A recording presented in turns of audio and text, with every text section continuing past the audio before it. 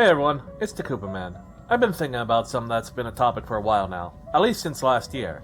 That is, artificial intelligence. AI has been on people's minds for some time now, with advances in technology around it allowing it to be used for a number of different purposes. Writing, image generation, roleplay, you name it. It's gotten so good at some of these things, it's made some people, admittedly justifiably, worried. Well, today we're going to discuss some of the various applications of AI we're seeing in today's day and age and discuss their pros and cons. I would like to advise everyone to keep an open mind today about all of this, as this can be a very divisive topic. As such, I will not be taking any hard stances for or against AI. I just wish to discuss them so you can decide for yourselves. Unlike Shadiversity, who wants you all to admit that his AI art is the best because he's coping with not being as good of a legitimate artist as his brother. All jokes aside, let's get into it. Now to start with, what is AI, or artificial intelligence? Well, it's exactly what it says on the tin. Artificial intelligence is a system where computers can be programmed to, for a lack of a better term, think like a human being can. It's not a new concept either, and it has been theorized at the very least as long as computer science has been a thing, dating at least back to Alan Turing and his theories on computation from the 1940s. Some of the earliest examples of artificial intelligence is within early video games where AI was used to control enemy units. This has been the case since the very first video game, Space War, and of course, the AI back in those days was a lot less complex. It could think in terms of what it had to perform in the game, but nowhere beyond it, and always followed a scripted behavior, hence why it would never be able to truly replace a human opponent. That was until the 1990s when a chess AI defeated a grandmaster level chess player and proved that AI could become as good as a top level human opponent. There was also the Jeopardy special where an AI opponent was created to compete against the two top level players. That AI was named Watson. If you can find that episode, be sure to watch it, as it's very interesting. There are other forms of primitive AI that have been around for ages. Search engines such as Google are technically based on AI algorithms, as are most forms of antivirus protection, spam filters, bank security algorithms on debit cards, betting statistics, image restoration and colorization, even the computer systems within power plants. It's safe to say that AI very much isn't a new concept. Then why is it becoming so mainstream to talk about? Well, that's because over the last few years there have been some leaps and bounds in the advancement in what AI can actually do that it's bringing some discussions up to the forefront. Basically, the Democrats want a race of AI serfs that are programmed to always vote for them. Yes, I'm going to be that blunt. Have you played Detroit Become Human? It's not hard to figure out what the left wants. It's the same thing they always wanted. For a mindless serf class who believe they are always being oppressed by the enemies of the left while the left oppresses them. This is why you see these talking points already being repeated in games like Detroit Become Not Robot, or Deus Ex Mankind Divided, or the Railroad Faction in Fallout 4, or any number of things that Razor Fist defends while pretending it's based in Red Pilled. It's transparent to anyone who has eyes that this argument for rights and ethics for AI is self-interested by the people who perpetuate it. They only wish to forward their own agendas and are getting followers they know they can rely on 100%. But that brings up the question. What is AI capable of doing now that's causing people to fall for these crocodile tears-filled arguments from totalitarian dyed-haired weirdos who wish to send everyone richer than them to a death camp? Should we be worried? Is the MCP taking over? Is Skynet in control of the system? Are we in the Matrix? Well, let's take a look at it one application at a time, shall we? First is the AI-generated art discussion, the most foremost of all these debates. The major question behind AI-generated art is whether or not it can be considered art, and the answer to that question is, well, a maybe. I'm not entirely sure myself. On the one hand, all art is a manifestation of human expression and ideas. Even in writing an algorithm and prompt, a vision needs to be formed in the mind of the person trying to generate the art. And I can tell you from my own experience, AI art generation is rarely easy for a layman. On the other hand, most of the expression is being done by the AI algorithm. It isn't the human choosing most of what goes into an AI-generated artwork. Sure, a user will have power over prompts, but most of the generation is done by the machine. machine. This is what makes AI-generated art the subject of debate that it's turned into. At what point is the art in question created by the hands of a man or the mind of a machine?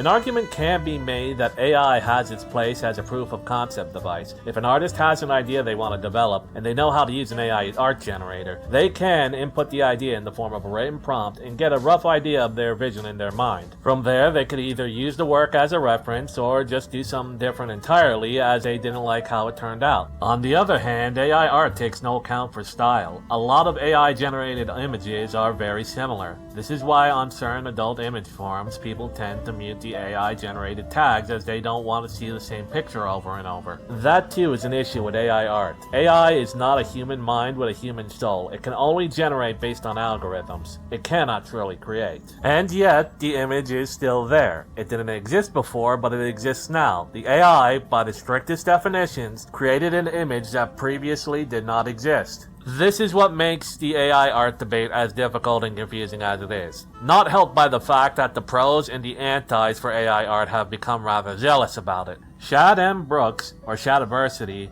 is incredibly infamous about his defense of AI art to the point he takes up ridiculous stances and performs insurmountable mental gymnastics to try to prove that his AI art Supergirl is as valid, if not more so, than the same picture that his artist brother could draw by hand. When he and a vocal minority of defenders do this, it makes it hard to argue for the actual merits of what AI art could be used for. These are people who are driven by envy for those who are capable of putting pen to paper and creating, but also too lazy to learn the skills of the craft and lack the talent to succeed in it. So they use AI art generators as a crutch. And at the end of the day, that's what it is, a crutch. Like a crutch, it's a tool. It doesn't mean that it's going to replace anything, but it also doesn't mean that the people who use it as a replacement for artistic talent are any good. Just as the invention of the crutch did not lead to the replacement of the leg, the invention of AI art generators will not lead to the replacement of artists. It's just yet another new tool that man needs to learn the purpose of, and in my opinion, using it as a proof of concept machine is probably what it's going to be used for in the long run. But that brings us to the subject of other forms of art, such as music.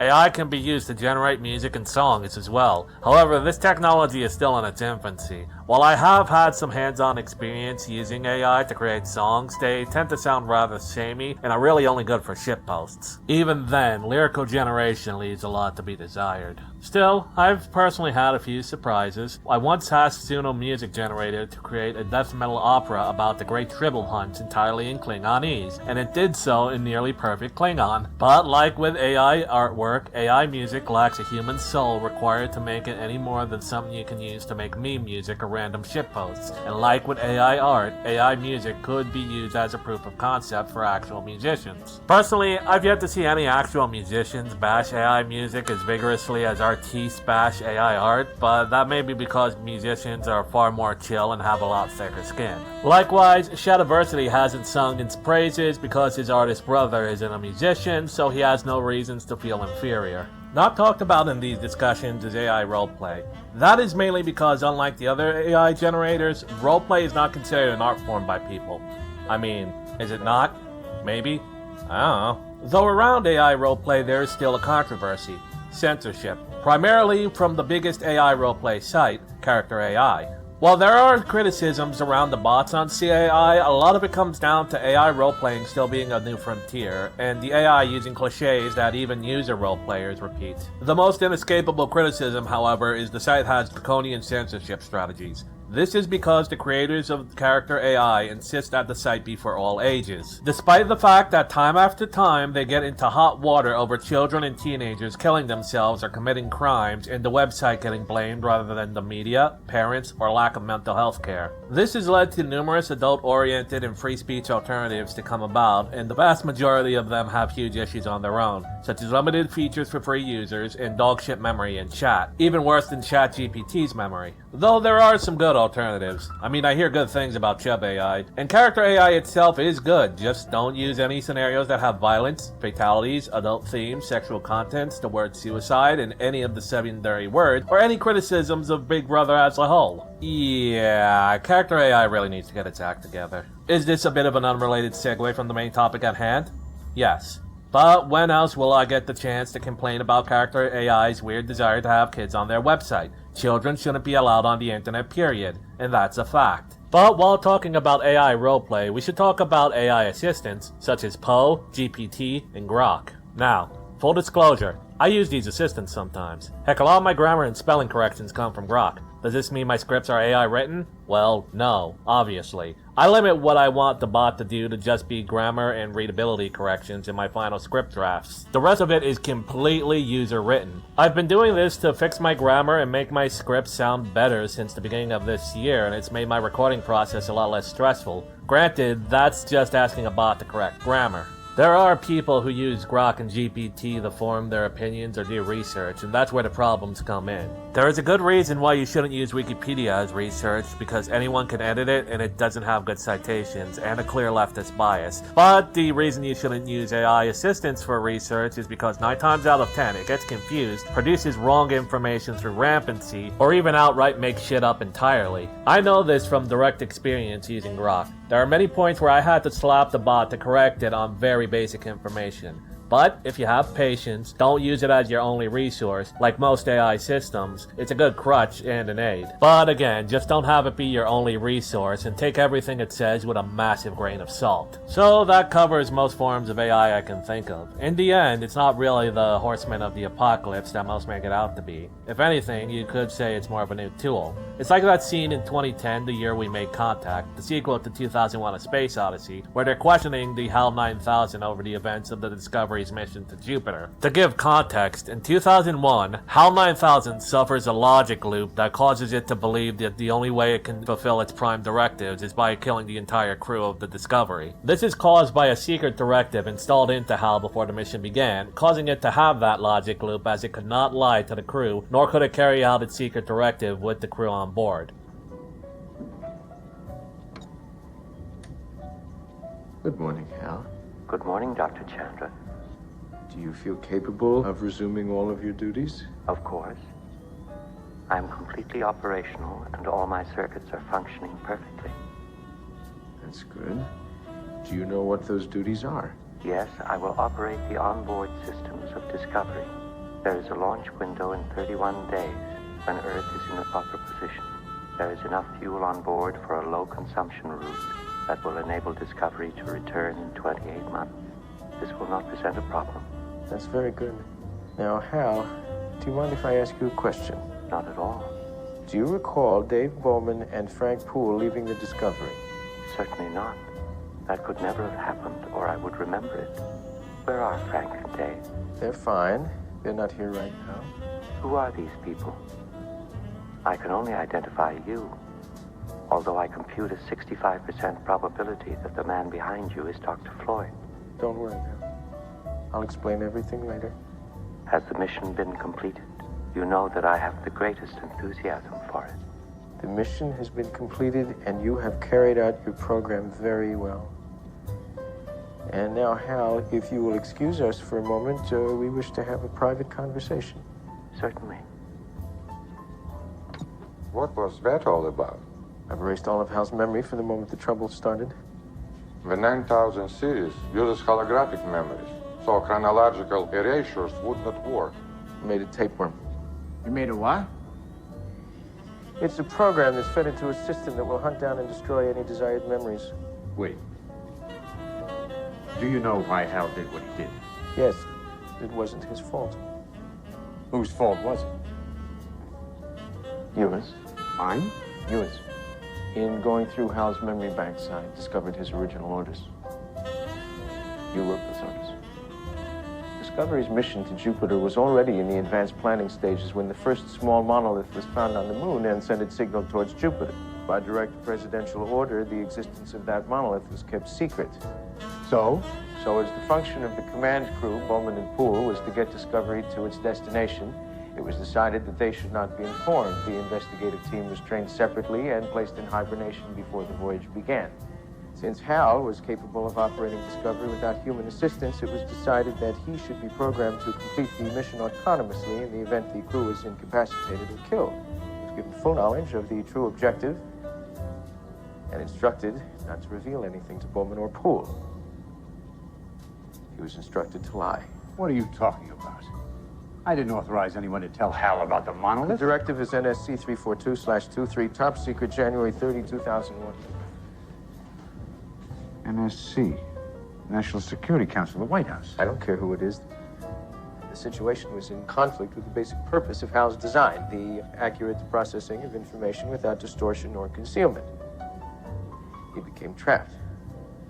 The technical term is an H-Mobius loop, which can happen in advanced computers with autonomous goal-seeking programs. Goddamn White House.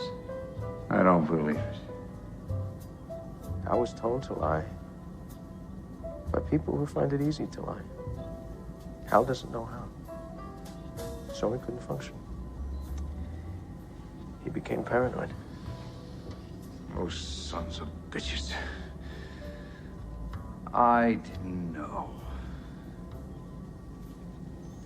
I didn't know.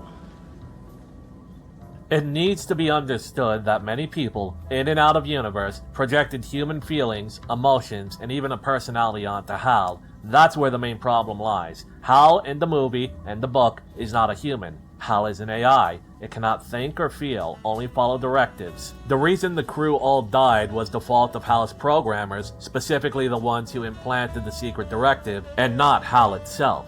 And that's what needs to be understood to understand why Hal was not guilty of murder, as well as to understand what real-life AI like Hal are capable of and what it isn't. AI are logic-based beings. That's the long and short of it. It's why AI art and music seem so soulless. It's because it's art and music created without feeling, just logic and reason. I imagine if a Vulcan society had art and music, it'd resemble much like what we'd see today out of AI art. And because logic-based AI can only be as good as what is input into its system, garbage in, garbage out, so to speak, one can only expect that AI to be as complex as what is put into it by its user. In essence, without users, programs have no reason to exist. Funny, just like Tron. That movie sure predicted a lot about the future of computer programming and artificial intelligence. Anyway, if it seems like I've been wishy-washy on my stance on AI, it's only because I am. It's a complicated issue that requires a lot of time, thought, and discovery to think about it. AI, in the way we understand it now, is still a very new frontier. Only time will tell what will come of it. One thing's for certain, though, it's not going to replace human artistic expression anytime soon, and it never will. Anyway, that's all I really have to say on the matter for now. This script took me quite a bit to write, as it took a lot of time to think about. As such, I encourage any discussion on AI to be carried out in the comments, as it helps me with the algorithm. If you like this video and you want to see more, be sure to like it, subscribe, and have a look on my channel. And as always, it has been the Koopa Man. Game on.